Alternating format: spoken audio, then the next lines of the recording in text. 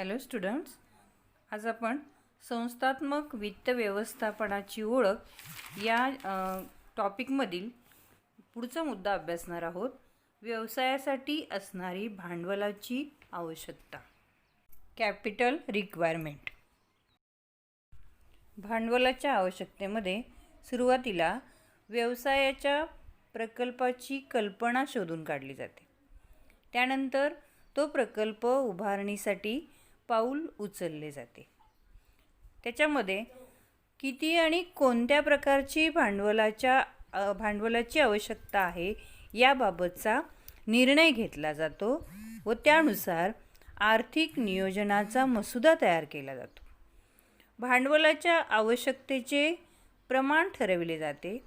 त्यामध्ये स्थिर भांडवल किती आवश्यक आहे व खेळते भांडवल किती आवश्यक आहे याचा अंदाज घेतला जातो. आता आपण स्थिर भांडवल म्हणजेच फिक्स्ड कॅपिटल ही संकल्पना समजावून घेऊ.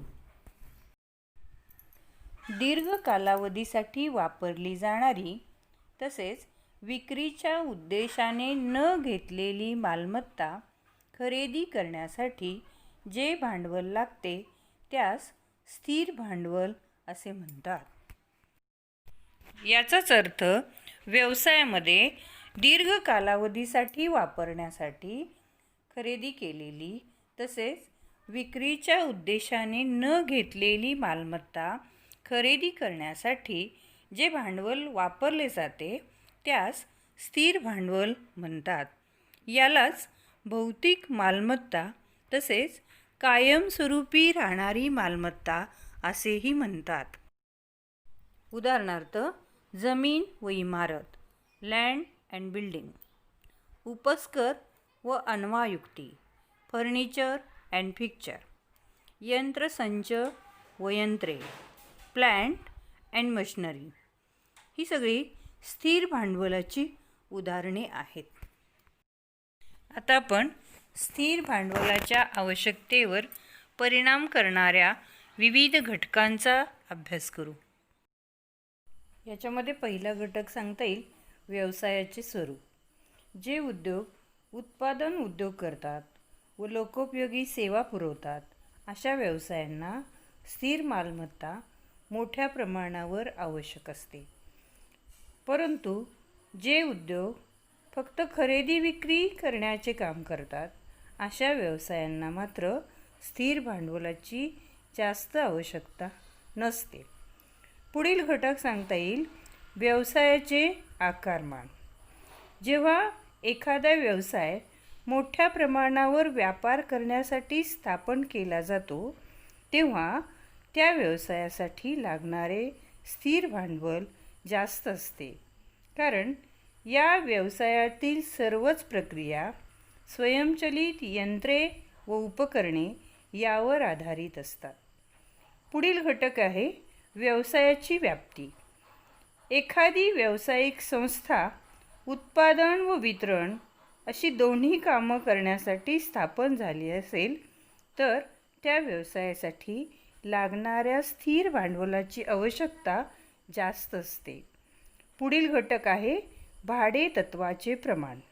जर व्यवसायाने लागणारी मालमत्ता भाडे तत्वावर संपादन केली असेल म्हणजेच भाडे तत्वावर घेतली असेल तर अशा व्यवसायासाठी स्थिर भांडवलाची आवश्यकता कमी भासते.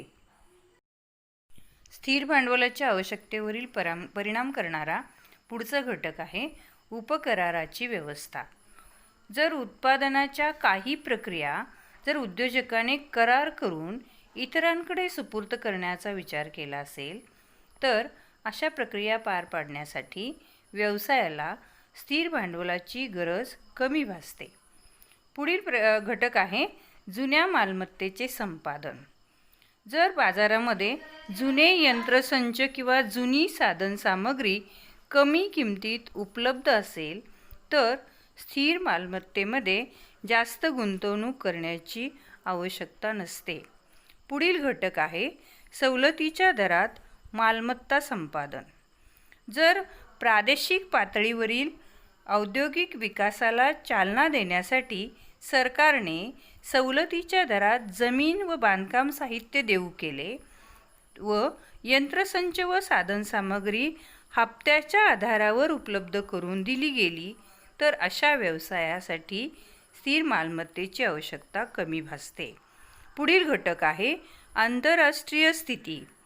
आंतरराष्ट्रीय पातळीवरील व्यवसाय करणाऱ्या मोठ्या संस्थांसाठी हा घटक महत्त्वाचा आहे. उदाहरणार्थ, युद्धाची शक्यता असेल व पुढील काळामध्ये साधनसामग्रीची कमतरता भासणार असेल तर कंपनी स्थिर मालमत्तेच्या विस्तारासाठी मोठ्या प्रमाणावर निधी गुंतवणुकीचा निर्णय घेत असते.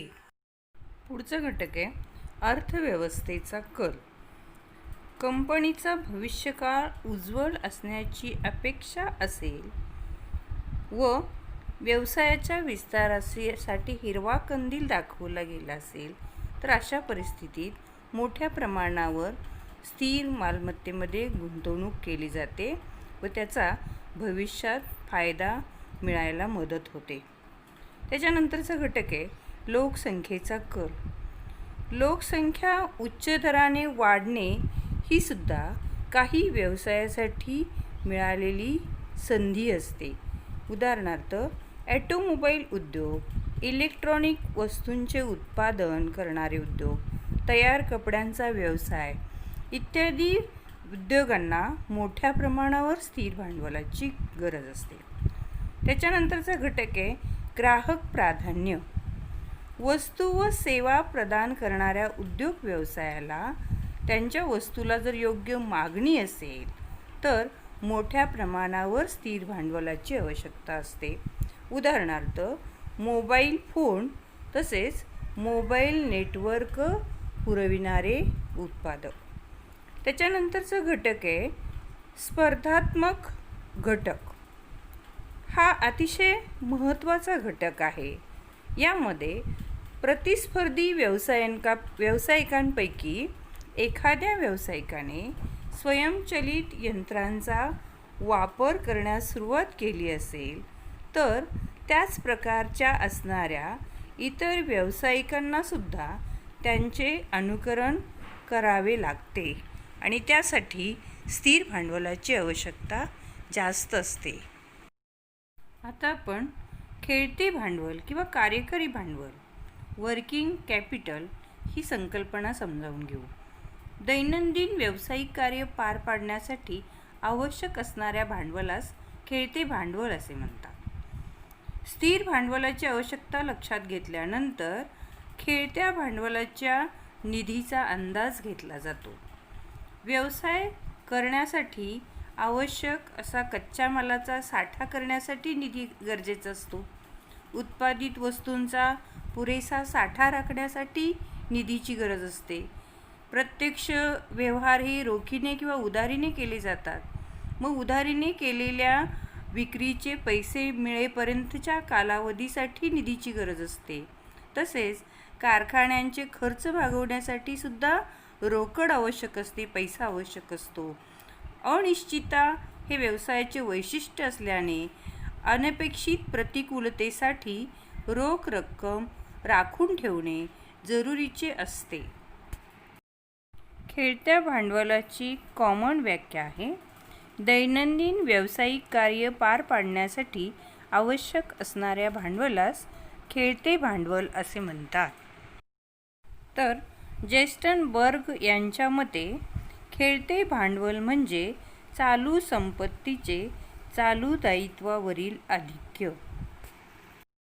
तर जे.एस. मिलच्या मते चालू मालमत्ता म्हणजे व्यवसायातील खेळते भांडवल.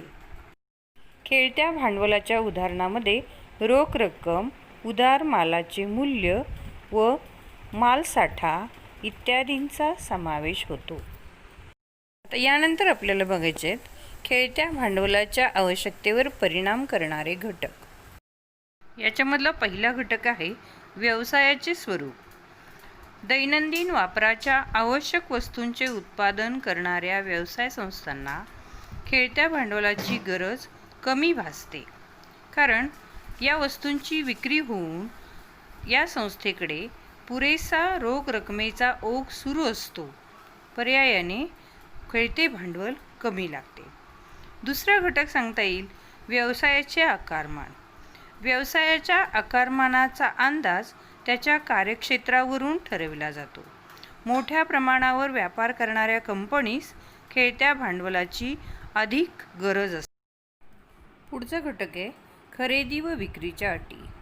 कंपनी स्वतः माल खरेदी करताना उधारीच्या सवलतीचा फायदा घेते, परंतु ग्राहकांना मात्र उधारीची सवलत देत नाही. अशा कंपनीस खेळते भांडवल कमी लागते. या उलट जर कंपनी उधारीवर माल घेत नसेल, परंतु विक्री करताना मात्र उधारीने द्यावा लागत असेल, तर अशा कंपनीस खेळत्या भांडवलाची जास्त आवश्यकता असते. पुढील मुद्दा सांगता येईल उधारीवरील अंकुश. उधारीवरील अंकुशामध्ये उधार विक्रीचे प्रमाण, उधारीच्या अटी, वसुलीचे धोरण इत्यादीचा समावेश होतो. उधारीवर अंकुश ठेवण्याचे धोरण जर कंपनीचे कठोर असेल तर कंपनीची आवक चांगली असते, त्यामुळे तिला खेळत्या भांडवलाची जास्त गरज नसते. परंतु उधारीवरील अंकुश सैल असेल तर मात्र खेळत्या भांडवलाची जास्त गरज भासते. पुढचा मुद्दा आहे प्रगतीचा व विकासाचा वेग. कंपनीच्या उत्कर्षाबरोबर खेळत्या भांडवलाची गरजही वाढते. कंपनी सातत्याने जर प्रगतीपथावर असेल तर तिला लागणाऱ्या खेळत्या भांडवलाची आवश्यकता जास्त असते. त्यानंतरचा घटक येतो व्यवस्थापनेची कुवत. उत्पादन व वितरण यामध्ये योग्य समन्वय असेल तर खेळत्या भांडवलाची आवश्यकता कमी असते. तसेच ज्या कंपनीस माल साठा करून ठेवावा लागतो त्यांना खेळत्या भांडवलाची जास्त गरज असते. शेवटचा मुद्दा सांगता येईल बाह्य घटक. जर वित्तीय संस्था तसेच बँका जरुरीच्या वेळी व्यवसायाला निधी उपलब्ध करून देत असतील तर खेळत्या भांडवलाची आवश्यकता जास्त नसते. धन्यवाद.